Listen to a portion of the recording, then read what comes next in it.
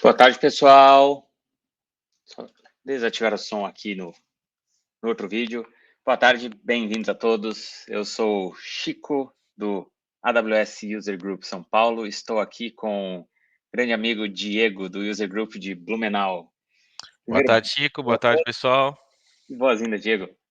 Tudo de bom aí. Bom evento para todos. Então, vamos lá. Nós temos algumas dinâmicas para explicar antes de começar a palestra e trazer o nosso querido palestrante. Então, Diego, explica para o pessoal aí como que vai funcionar o Kahoot. Teremos prêmios depois? Exatamente. Na agenda do dia nós temos momento de dinâmicas de perguntas e respostas, né? Com a distribuição de créditos AWS para a galera aí. Então, em cada uma das rodadas do dia, nós vamos ter uma pergunta teste, né? Para todo mundo se interar com a plataforma. E ao rodar, né? Essas rodadas aí no decorrer do dia, os 3 primeiros colocados, né, vão levar 50, 25 e $10, respectivamente, em créditos AWS. E na última rodada, para galera que aguentar até o fim aí, né, Chico? A pessoa que ficar em primeiro lugar vai levar $250 de crédito. Então a gente fica de olho nos conteúdos para não perder a chance de levar uma boa quantidade de créditos para fazer muito teste aí na AWS. Opa, $250 é bom. E, Imagina fazer com ECS e Lambda aí, que vai ser, ó. nossa, dá para rodar por muito Seria muita tempo em coisa. cima disso. Bom, no fim dessa palestra, vocês vão receber uma avaliação, tá? Então, por favor, avaliem. Esse é um evento juntando diversas comunidades. A gente quer esse feedback para sempre poder fazer eventos mais interessantes e mais focados no que a comunidade precisa, tá? E é legal para quem palestra, para quem organiza, para o pessoal da plataforma, esse feedback é sempre importante, tá? E temos um código de conduta que o Diego vai falar um pouquinho também. A gente queria lembrar, né, pessoal, que um evento que a gente respeita então todas as atividades do código de conduta das comunidades, né? E é importante para que a gente cuide com essas questões aí por causa das interações no chat, né? Para que a gente tenha um bom evento aí no decorrer da tarde de hoje. Boa. E eu esqueci de falar uma coisa importante. Todo mundo que responder a pesquisa vai receber um crédito de $5. Eu tinha esquecido de falar. Obrigado pelo lembrete, Paladino. E, bom, vamos trazer o nosso palestrante para a parte que interessa. O Daniel, ele é entusiasta... Oh, já está aí. Boas-vindas, Opa, Daniel. E e o aí, bom Daniel, Daniel. dia. E aí? entusiasta de Cloud Computing SRE, é especialista no Itaú hoje, trabalha há 14 anos na área de tecnologia, passou por infra, dev, empresa pública, privada, está no setor financeiro aí há 9 anos e está focado em modernizar a stack AWS. Então, Daniel, a palavra é sua. Opa, e aí? Boa tarde. Eu só vou começar aqui minha apresentação, só mudando um pouquinho o que você disse, porque eu tive uma mudança recente aí nos últimos tempos. Tá?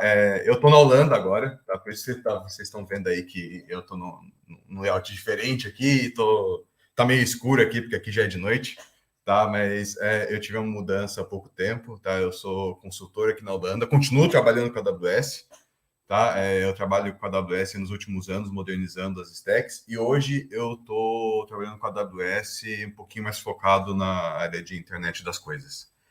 Mas continuo trabalhando com a AWS e é meu grande fonte de estudos aí de desenvolvimento e SRE. Fora isso, fora ser consultor aqui de software na Waze, aqui na Holanda, eu gosto de fazer um pouquinho de pão, de assar ali, né? Eu me casei num balão, né? Tá aqui, esse foi meu casamento, um pouquinho diferente, né? E esse aqui sou eu aqui no outono, né? Tô de blusa aqui. Vamos ver, a ideia é saber em quanto tempo no inverno agora, com quantas roupas mais eu vou usar. Isso aqui tá no outono, não chegamos no inverno aqui ainda, o frio aqui tá... Vamos ver como é que vai ser minha adaptação no frio daqui.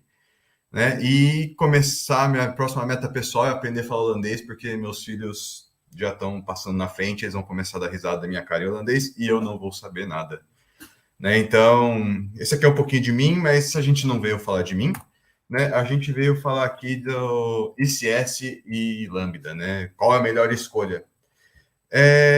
Por que a gente precisa saber qual que é a melhor escolha, né? Por que a gente precisa escolher bem?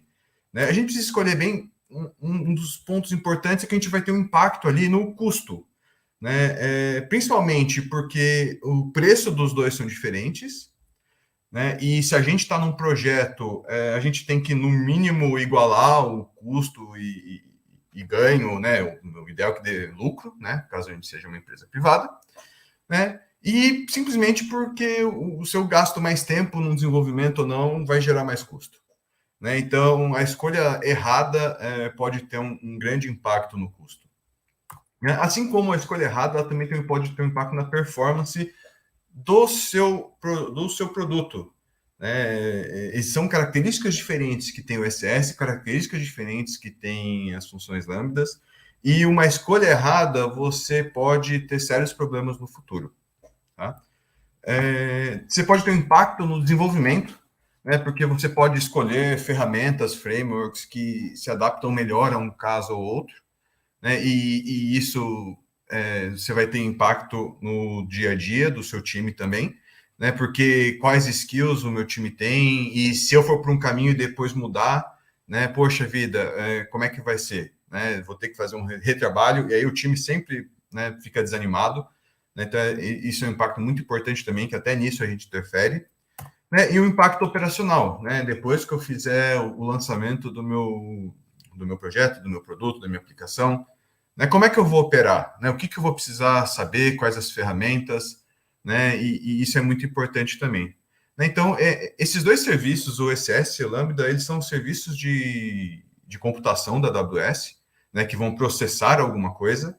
Né? E a partir de agora, a gente vai dar uma olhada um pouquinho mais nesses dois serviços. Tá? O que é o ECS? Né? Isso aqui foi tirado do próprio site ali da AWS. Tá? O ECS, ele é vou ler aqui em inglês, is Fully Managed Container Orchestration Services that makes it easy for you to deploy, manage and scale containerized applications.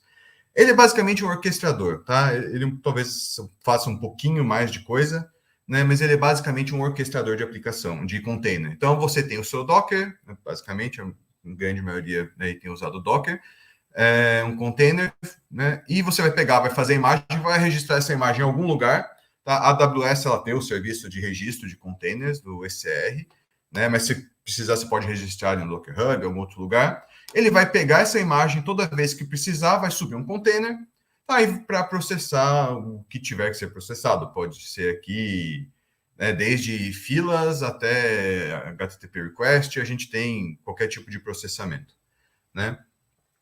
Existem várias formas de você usar o ECS, de você usar um orquestrador, né? A AWS te permite fazer muita coisa, mas basicamente, né, a gente tem duas formas. Uma que é baseada em EC2, né? A AWS ela gosta bastante de siglas, né? Então, o EC2, para quem não está muito familiarizado com a terminologia, pense no EC2 ali como uma máquina virtual, um servidor virtual.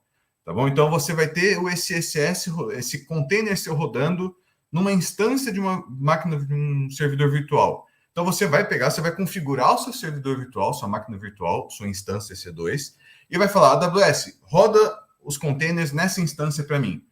Toda vez que precisar, a AWS vai pegar a imagem do container onde ela estiver registrada e vai subir o container na instância que você oferecer para a AWS.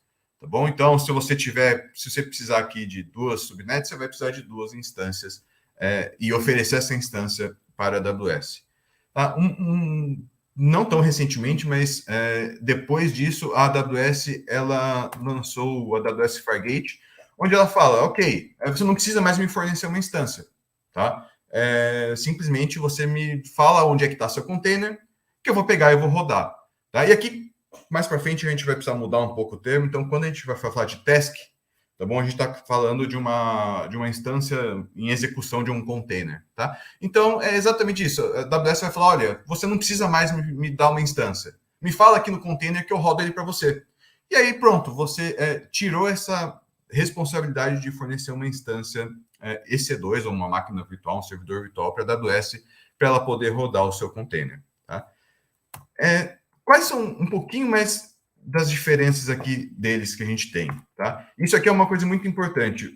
O sistema de operação do container, tá? O que tiver baseado em EC2, você pode usar Linux e Windows, e o que você tiver baseado em AWS Fargate, você só pode usar Linux. Aí você me pergunta, poxa, mas por que, né? Hoje a gente consegue rodar bastante coisa no Linux, né? Pois é, mas existem casos de uso, e eu já passei por um deles, que você precisa de um container Windows. Eu precisava gerar um arquivo do Microsoft Office, precisava ser um arquivo do Microsoft Office, precisava usar a biblioteca Interop, e aí eu precisava que fosse um Windows. Então, existem casos de usos que talvez você precise realmente ali para um EC2, né? Se esse for o seu único requisito ali que vai limitar, né? Quantidade de CPU ali, no EC2, você pode ter um container de até 448 CPUs virtuais, muita coisa, mas afinal, você pegar a sua maior instância de EC2 do ECS, de EC2 que tiver na AWS, e quiser rodar um container só com todo a CPU, você pode, né? A princípio, nada te impede. Né? Então, por isso que você tem esse maior range, né? No AWS Fargate, você não tem, então eles te limitam você escolher até 4 virtual CPUs, tá? Memória. É o mesmo caso, tá? Baseado em EC2, você tem ali até 12 tera, né? E aqui, quando você usar o Fargate, você tem 30 GB, tá bom? Cobrança. Isso aqui é importante porque afeta bastante o custo. Baseado em EC2, você vai rodar você vai pagar por instância, ou por servidor virtual. Então, você tem lá sua instância EC2, seu servidor virtual, e você vai botar lá 10 containers, cara, você vai pagar pela sua instância. Não importa se os 10 containers vão estar rodando, não importa, você vai pagar pela instância. No AWS Fargate, você vai pagar pela task, ou seja, você vai pagar por container rodando. Quando você estiver rodando um container, você vai pagar por esse container. Se estiver rodando 2, você vai pagar por 2 containers, tá? Então, isso é bastante importante também na hora de você tomar a decisão do que você vai usar. E esforço operacional, baseado em EC2, você tem a sua instância, você vai ter que fazer update do sistema operacional, update do próprio cliente da AWS para ele poder executar o ECS. Você vai ter que gerenciar. Então, você tem um esforço operacional mais alto no que o AWS Fargate, que, poxa, você só vai configurar o que sua aplicação precisa, auto-scaling, enfim, você não tem esse esforço operacional da instância C2. Então, o AWS Fargate, ele é mais baixo. Tá? Quando a gente for falar aqui daqui para frente, a gente vai usar de ECS, a gente vai usar aqui como exemplo o AWS Fargate, tá? Eu acredito que na grande maioria dos casos, ele sirva, e acho que por isso que a gente vai se basear nele daqui para frente. Tá? Só um exemplo de arquitetura aqui que a gente fala, né, para deixar um pouquinho mais claro quando a gente tem um container, porque quando a gente fala de ECS, né, a gente geralmente a gente não roda ele junto, né? Você tem o seu container, né, e aí a gente começa a falar um monte de coisa que talvez a gente precisa aqui dar um exemplo só para a gente entender. Então, você tem o seu container rodando, legal. Ele pode estar servindo ali seu microserviço, que vai responder muito bem, mas em algum momento ele pode escalar, né? Então, você não vai querer... Né? E o container é efêmero, né? Ele é desenhado ali, na maioria das vezes, para você subir e o container morrer e aquela aplicação não está ali, né? Então, você acaba precisando ter um load balancer para esses pool de containers, né? Para esse serviço, né? O AWS aqui que a gente pode chamar de serviço, né? Então, você vai precisar ter um load balancer que vai precisar direcionar os requests para os seus containers, né? E aqui, no caso, a gente vai falar de um request HTTP, tá bom? Ok, mas a gente cuida de segurança. Eu não quero expor os meus containers para o mundo todo. Eu quero deixar eles ali. Eu me preocupo com a segurança. Então, a gente coloca eles numa subnet privada, numa rede privada, o que faz com que o meu load balancer seja privado, tá bom? E aqui, só para a gente não deixar, a gente sempre precisa de resiliência, né? A gente precisa ter confiança no nosso sistema. Então, a AWS tem o conceito de zonas, availability zones, né? Zonas de disponibilidade. E aí você vai precisar aqui ter, no mínimo, os seus containers disponíveis em mais de uma rede, né? Se uma zona de disponibilidade cair, você tem aqui a outra funcionando, seu load balancer vai conseguir fazer. Então, vai conseguir direcionar. Mas lembra que eu falei que agora esse load balancer é privado, tá bom? Então, a gente não vai expor ele. A gente vai expor um API Gateway que vai responder, pegar a requisição, jogar para o load balancer e colocar aqui para os seus containers. Tá bom? Então, isso aqui é basicamente um exemplo básico, básico de arquitetura, mas isso aqui funciona muito bem para muitos casos, né? Você vai ter um auto-scaling que vai funcionar aqui, você vai ter um load balancer que vai receber suas requisições HTTP num API Gateway, né? Então, isso aqui funciona muito bem quando a gente está falando aqui de um back-end, tá bom? Só para a gente ter um pouquinho mais de visão aqui, vamos dar uma olhadinha no próprio site da AWS aqui, tá? Como é que ele funciona, tá bom? Esse aqui é o Getting Started, tá? Geralmente, na realidade, a gente não deveria, para nossas aplicações, usar o console, a gente faz isso via código, né? Mas para a gente poder entender um pouquinho melhor como funciona aqui, a gente vai usar o console aqui, até porque é mais visual, a gente consegue entender. Tá? Então, a AWS ela tem o seu container, que é a sua imagem que vai estar rodando, né? Aliás, que é a sua imagem que vai ser instanciada. Ela tem a sua task definition, que ela vai pegar só a imagem e algumas configurações. Ela tem o seu serviço, que vai rodar suas tasks. E ela tem o seu cluster, que no caso, se for um cluster baseado em EC2, você vai ter que fornecer a sua máquina virtual, sua instância EC2. Se não, se for AWS Fargate, ela vai ser... Você não vai precisar necessariamente fornecer nada, mas você tem um cluster para registrar aqui seu serviço, tá bom? Então, quando a gente está... Só confirma para mim, a minha tela está aparecendo ainda, né?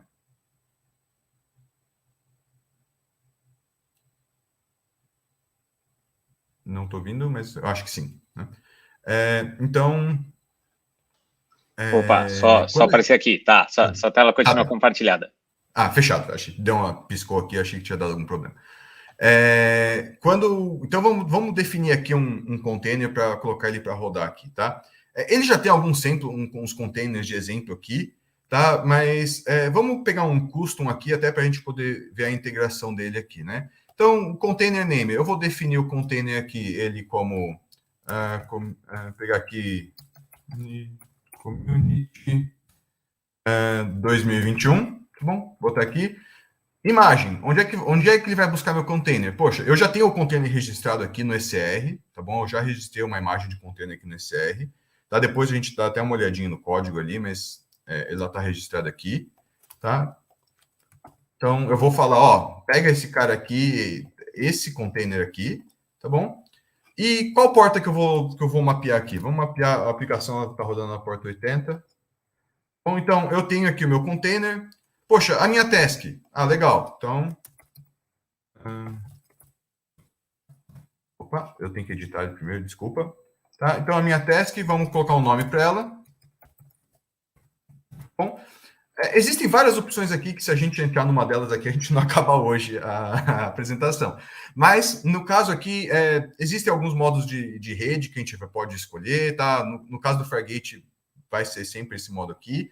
Tá? A task que ele vai usar para pegar a imagem e subir o container. Tá? E aqui as configurações. Como a gente está na AWS Fargate, a gente tem de 0 a 30, né, na memória. A gente vai deixar com 0,5, desculpa, de 0,5 a 30, e a CPU também a gente vai de 0,25 a 4, a gente vai pegar 0,25.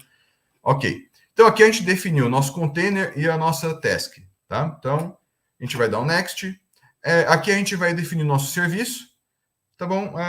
Ok, a gente só vai já pedir para ele criar aqui um load balancer para a gente, tá? Load balancer vai atender na porta 80, requisição HTTP, tá? Load balancer HTTP, beleza, ok. Só para a gente usar como exemplo.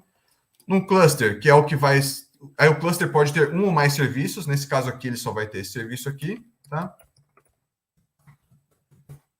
E aqui ele já vai criar uma rede privada, uma rede para mim, tá? Não é necessariamente privada, ele já vai criar uma rede com alguma subnet aqui para mim. Geralmente, a gente tem essas criações em código, mas aqui só, por exemplo, a gente vai fazer. E beleza, então... Ele vai criar, eu não vou esperar ele criar aqui, porque ele demora um pouquinho, principalmente quando a gente cria o load balancer, tá? Eu já tenho aqui, eu criei um hoje aqui. Deixa eu só voltar aqui para a página inicial do ECS. Aí eu já tenho um container, um cluster que eu criei hoje aqui. é esse cara aqui, que já tem uma task rodando, tá? Então, esse cara aqui é o que ele vai criar no final das contas, tá? Ele vai ter o seu cluster, ele vai ter um serviço, tá? O seu serviço, ele vai ter no caso aqui, ele tem um load balancer, ele vai ter as suas tasks executando, né? E aqui vai funcionar. Um ponto aqui, antes, se a gente pegar aqui, a gente vai ter que ver, poxa, né, que o meu container aqui ele não está ficando de pé, tá? E por que ele não está ficando de pé? Tá? Então, isso aqui é só uma coisa que a gente precisa tomar cuidado, tá? Por 2 motivos. Primeiro, tá? O load balancer, quando você cria um load balancer, tá? Ele cria obrigatoriamente e automaticamente um health check. Tá? Ele até fala, ó, tá unhealthy, por quê? Porque ele está apontando para o barra aqui e esse endereço não existe. Tá? Então, eu deixei para arrumar aqui ao vivo. Deixa eu pegar qual que é o nome do controller, que eu sempre me esqueço. Tá? Então, só para a gente configurar aqui, para a gente poder rodar aqui alguma coisa, para vocês verem que está funcionando bonitinho. Tá bom? Então, a gente já arrumou isso aqui. E um outro motivo também que precisa arrumar é essa aplicação aqui, ela se comunica com S3. Tá? Então, como ela se comunica com S3, eu preciso dar permissão para ela poder executar, tá? Para ela poder ir lá no S3 e pegar, tá bom? Então, eu vou precisar aqui na minha task definition e alterar ela aqui, é esse cara aqui, se não me engano, tá? Eu vou precisar criar, não, esse cara aqui não, tá? E aí eu preciso criar uma nova revisão dele aqui, tá? Deixa eu só fazer aqui.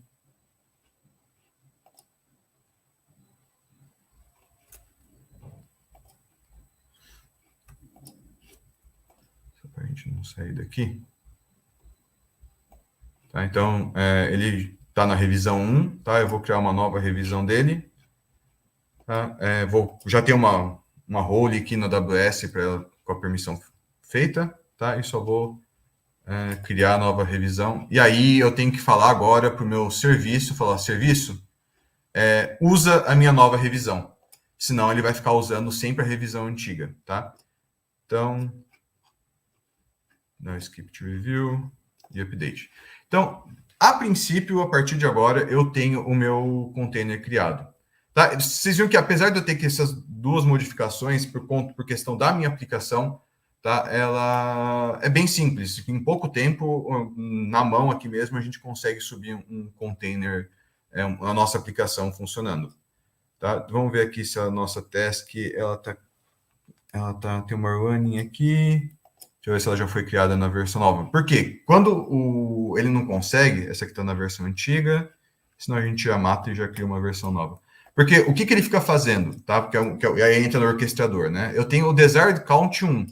Enquanto não tiver um container rodando estável, ele vai ficar tentando subir. Ó, esse aqui ele já está 2, está no status pending.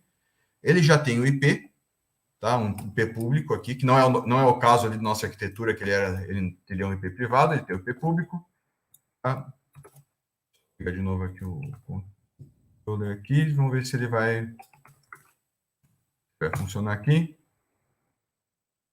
Funcionou. Então, ele me retornou uma listinha aqui de palavras, tá bom? Então, com pouco esforço aqui, pouco tempo, a gente consegue subir no ECS, Fargate. É bem legal, eu acho que vale a pena aqui a gente, para quem está começando a ver que serviço usar e entender dos serviços, é bem legal aqui a gente fazer bastante teste e brincar bastante aqui com o console, e aí depois a gente vai ali para a infraestrutura em código e automatizar a pipeline e deploy, tá? Então, legal. Mas, e Lambda? O que é a função Lambda? Né? Lambda é um serviço de computação serverless que é executado apenas quando acionado, né? Vamos lembrar bastante disso aqui, que isso aqui é importante, tá? Apenas quando é acionado, tá?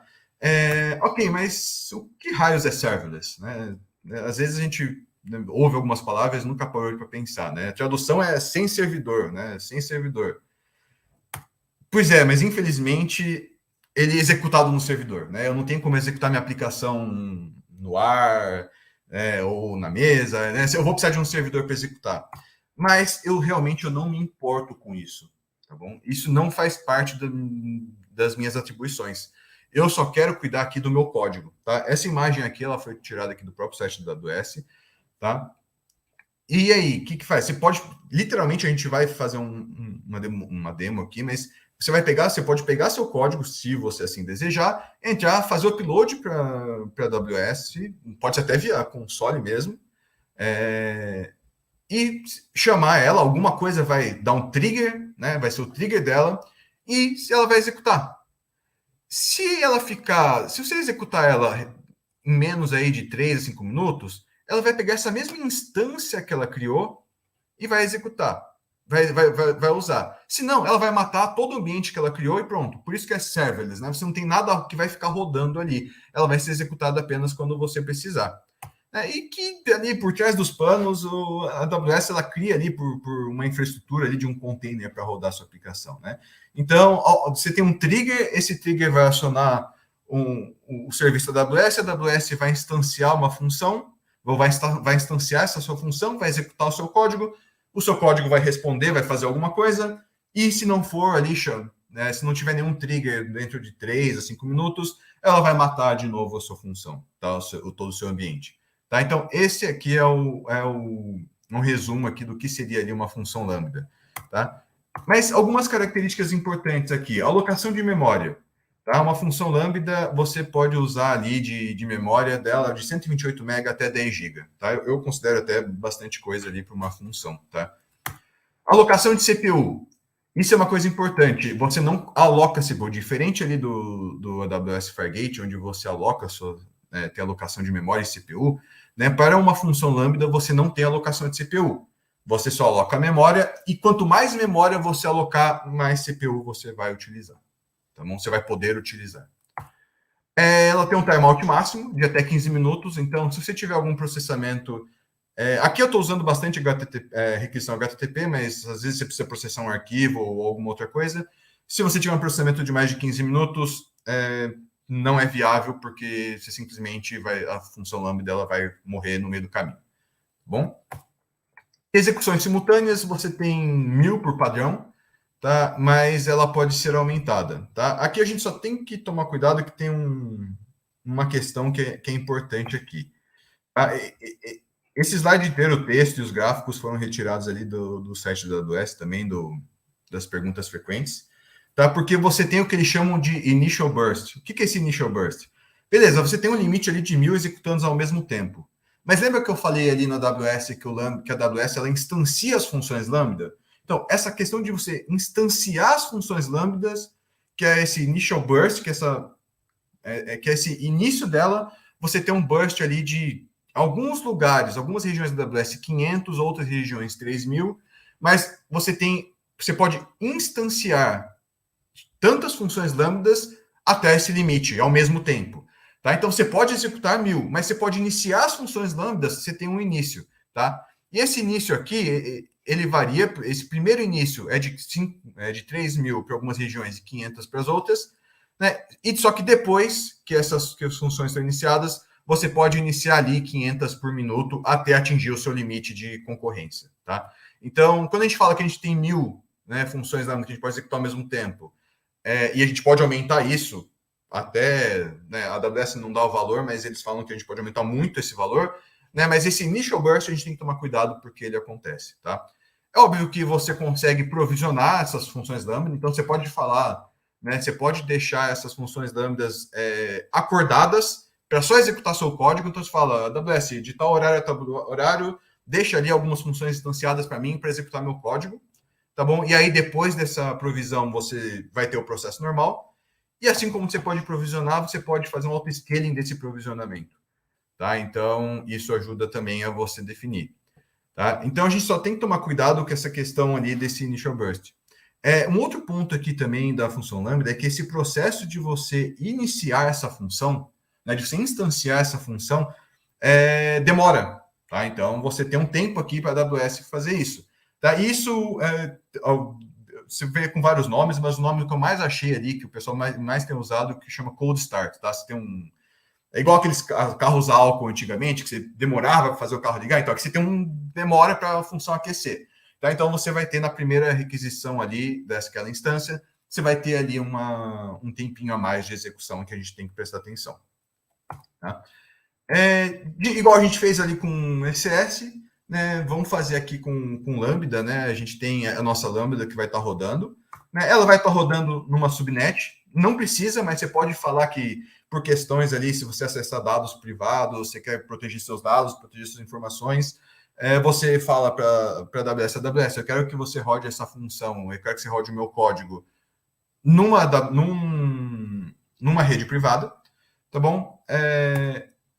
Você tem que... Lembra que eu falei que você tem que dar um trigger para a Lambda? Você tem que acionar a Lambda. O que aciona a Lambda?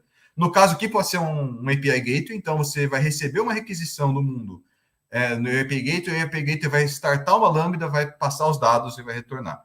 Tá? E aqui, igual a gente fez com o ECS, você pode passar para a AWS.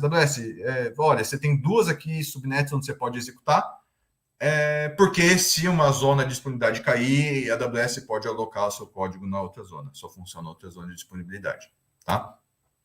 Algumas outras integrações que são legais aqui da função Lambda, que eu acho interessante. Tá? No Amazon S3, tá? Se você tem alguma atualização ali no S3 de arquivo, então criou, deletou, update no arquivo, você pode fazer um trigger para uma Lambda e a Lambda processar o arquivo, processar alguma informação que está lá. Tá? Amazon do SQS, você pode ter uma fila, e essa fila pode startar uma Lambda quando você tiver uma mensagem, ou a cada 10 mensagens, enfim, é configurável. Tá? Você não precisa ter nada rodando ali, você pode fazer trigger para Lambda. O Amazon DynamoDB Strings, ou seja, se você tiver um insert, delete, ou update ali no DynamoDB, né, você pode também ter um trigger para uma Lambda, né, para ele fazer alguma coisa com aquela informação. E o Amazon Aurora, né, ali para bancos relacionais, você também tem essa mesma possibilidade. Tá? Existem mais de 200 integrações, tá? Isso é muito legal, eu sou muito fã de função Lambda. Né, acho que vale a pena aqui, eu coloquei essas 4 aqui só para a gente poder ter uma ideia, para a gente poder pesquisar mais. Tá bom? Assim como a gente fez ali com o ECS, tá? Vamos subir uma função Lambda, tá bom? De novo, a gente não vai passar aqui todos os detalhes, tá, da função. A ideia é que a gente tenha uma ideia inicial para depois a gente conseguir aprofundar. Tá? Aqui, a gente precisa dar um nome para a nossa função. Tá? A minha aplicação está em .NET Core, tá bom? E aqui, lembra que eu falei que lá no ECS eu precisava definir uma role, uma permissão? Tá? Aqui a gente tem a mesma aplicação, só que agora ela foi escrita para rodar numa função Lambda, tá bom? E aqui eu já vou definir aqui, ele tem uns templates aqui, tá? Então aqui eu já vou falar S3 read only, tá bom? Então S3 read only, eu vou criar minha função, tá? Já existe, já fiz esse teste, ok. Então, vamos só criar aqui uma role aqui. Tá, vamos criar nossa função. Tá? Aqui, para criar a função, ele não demora tanto para fazer. Tá, ele criou a nossa função. Agora a gente só precisa subir o nosso código. Tá? E aí, gente, literalmente... eu vou literalmente fazer um upload, tá? Eu vou pegar aqui um pacote que eu tenho aqui, tá? E vou literalmente fazer o upload da minha máquina, o código aqui. Lógico, esse não é o processo que a gente faz no dia a dia, tá? Mas para a gente ver como é tranquilo a gente rodar, tá bom? E aqui eu posso testar minha função Lambda, tá? Eu posso ter um trigger externo e configurar o trigger aqui, tá? Mas a gente só vai fazer um teste dela aqui para ver se está rodando. Não rodou, falhou. Óbvio, né? Eu esqueci de uma coisa importante aqui. Eu tenho que falar, beleza, eu subi meu código, mas eu tenho que falar função Lambda, né? Meu código está em tal lugar, senão você não vai conseguir executar. Né? Então, eu tenho que vir Deixa eu atualizar o código aqui, que agora eu tenho que vir aqui e atualizar esse código, tá bom? Aqui, gente, só minha memória ela não é muito boa aqui, eu vou pegar exatamente a função aqui. Depois a gente dá uma olhada aqui mais para frente um pouquinho. Bom, então, o primeiro aqui é o nome da DLL, tá? Depois o nome do namespace, aí o nome da classe, e depois o nome do método que você vai executar, que vai iniciar. Então, a gente tem que falar para a função lambda o que ela vai executar. Então, e agora a gente vai dar um teste.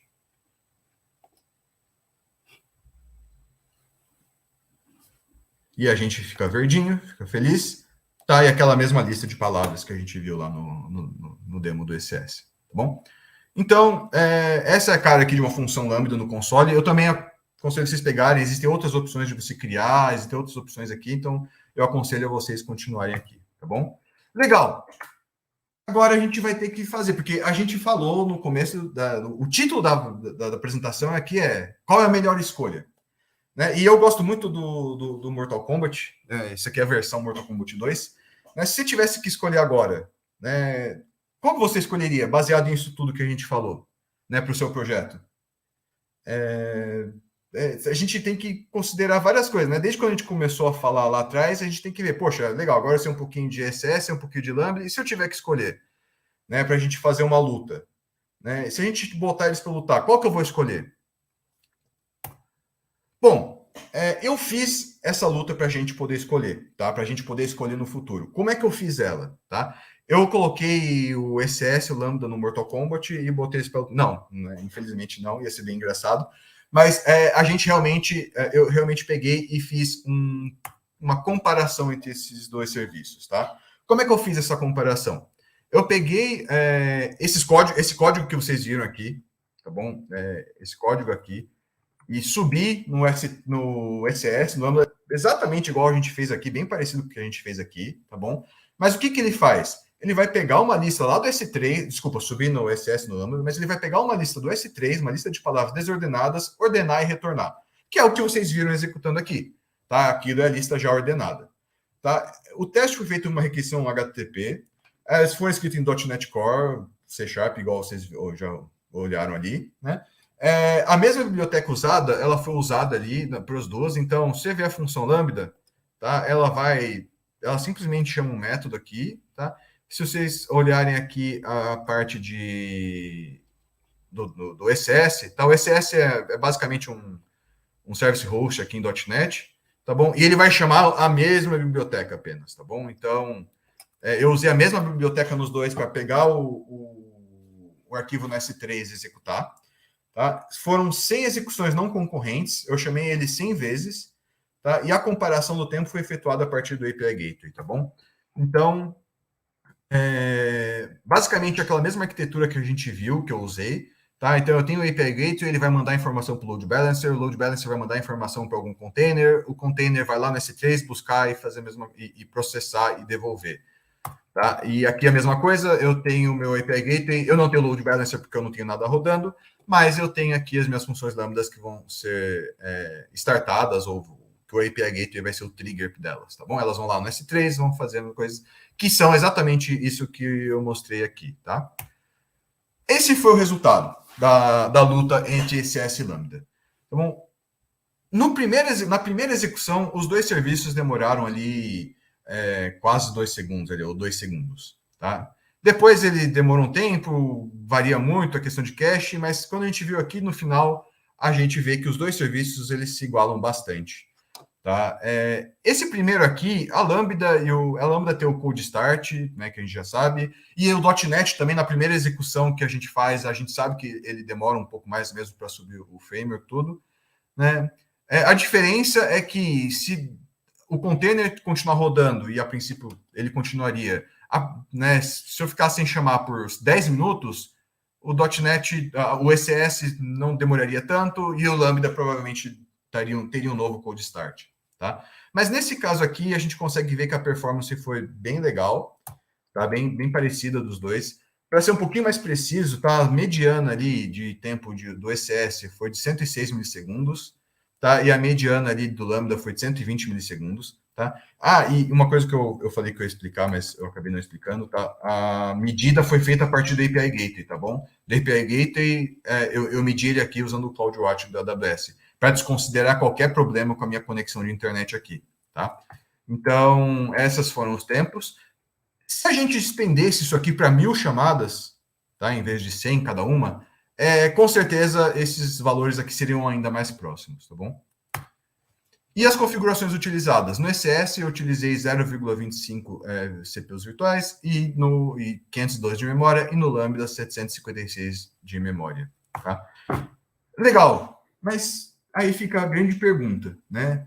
Por que eu usei 756 megabytes de memória RAM se o consumo máximo de memória da minha aplicação é de 120 mega? Né? Porque eu não precisaria. Em teoria, eu tô gastando poder computacional à toa e dinheiro à toa, né? Porque 756 é muito mais que 120. Né? E a gente consegue ver quanto executou. Se a gente for lá no CloudWatch, a gente vê lá quanto de memória executou. Pois é. Vocês lembram que eu falei que a CPU ela aumenta quando a gente aumenta a memória numa função lambda? Quando eu coloquei minha função lambda com 128 MB de memória RAM, o ECS ele foi 5 vezes mais rápido que a função lambda. Tá? Quando eu botei 512, o ECS foi 2 vezes mais rápido ainda que a função lambda. Eu só consegui pegar um resultado equivalente subindo ali para 756 megabytes. Então, isso é importante. Não adianta a gente achar que, legal, a função lambda está ali, só que eu não tenho que alocar CPU. Mas a sua CPU só vai aumentar se aumentar a memória. E aqui, como a gente está falando de ordenação de palavras, né, numa lista, né, a gente precisa de CPU. Memória a gente vai alocar ali e não vai usar tanto, mas CPU a gente precisa mais. Então, nesse caso aqui, a gente precisa aumentar a memória por causa da CPU e não pela memória em si. Tá? Mas assim como eu falei que a gente precisa ter performance, a gente precisa pagar por isso. Né? A gente precisa gerar lucro. Isso aqui eu usei o AWS, o Pricing Calculator, tá? Você não precisa nem ter conta na AWS, é só entrar lá e brincar ali com os números, tá? No ECS, na região mais barata, aqui a gente tem quase $9, tá? Para uma task, para um container executando. Lá na minha própria arquitetura, eu não usei só um container, né? A gente faz 2, mas para um container executando ali 24 horas por dia, 30 dias por semana, 30 dias por mês, a gente tem ali um gasto de $9, tá? Para uma função lambda. Uma função lambda, a gente tem... Ela é de graça, tá bom? Para 30 mil requisições, que dá uma requisição a cada 10 segundos. Ela é de graça porque você tem o free tier da AWS, que é aquele período ou quantidade que você tem de uso gratuito. Tá aí para Lambda, para conta corporativa ou não corporativa, você tem um free tier. Então, se a gente desconsiderar esse free tier, você tem 5 centavos de dólares. Se eu duplicar, triplicar, quadruplicar, quintuplicar essas requisições, ainda não chega bem perto. Não chega perto do ECS. E tem a questão que o ECS também, eu não estou aqui considerando o load balancer que ele tem a mais, que é um gasto relativamente pertinente e relevante no projeto. Tá? Então, a gente tem que considerar ele aqui também. Legal. Nessa luta, quem aplica o Fatality? Ou o Brutality ali do Mortal Kombat, né? Na realidade, é o Friendship. Eu não sei se vocês lembram quem gosta de Mortal Kombat, mas Friendship é aquele negócio que no final da luta o oponente ele não acaba, não destrói o outro, né? Ele faz alguma coisa engraçada. A Kitana oferece um bolo, o Sub-Zero faz bichinho de balão, o Scorpion fica dançando, enfim, tem várias coisas ali. Né? E aqui é a mesma coisa, a gente não existe bala de prata. Né? A gente, às vezes, precisa usar os dois ao mesmo tempo. E a gente precisa escolher baseado no nosso projeto, baseado no que a gente precisa. Existem muitas coisas que a gente pode e precisa olhar. Né? Mas algumas coisas que eu pensei, 3 coisas aqui que eu acho que são bastante importantes, né? que tem a ver com o que a gente falou aqui. Né? A escalabilidade, né? Quantas requisições simultâneas a minha aplicação vai receber? Quão rápido essas requisições elas vão aumentar? E quão previsíveis são essas requisições? Né? Porque não adianta nada eu querer usar o Lambda porque ele é o mais barato, mas se eu tenho os limites que o Lambda me impõe e eu não vou poder usar.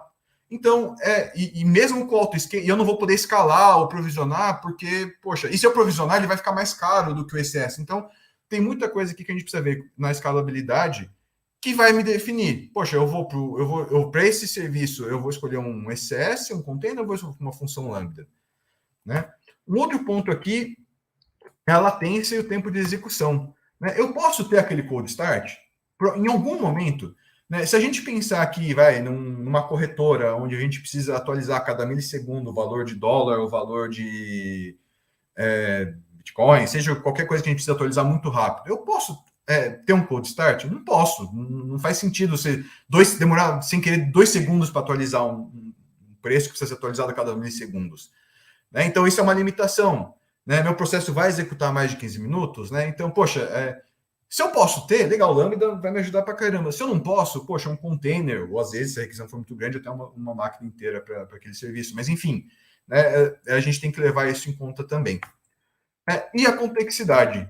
Né? Legal, função Lambda me atende, me atende na latência, me atende em custo, me atende na escalabilidade, mas a minha esteira de CI/CD... Opa, tá errado aqui, gente, desculpa. Mas CI/CD está preparada ali para tantas aplicações. Lembra, a função Lambda ela é para ser pequena, né? Você vai ter muito mais do que você já tem no microserviço que roda no container. Funções lambdas, você vai ter isso mais espalhado ainda. Eu vou conseguir fazer o deploy deploy e teste dessas funções lambdas de uma forma eficiente e não dolorosa? Né? Se sim, poxa, legal. Se não, se eu não estou ainda preparado e não quero agora, por algum motivo, porque por ser um POC ou por não ter como gastar com isso agora, poxa, né? A gente tem que ir para o ECS ali.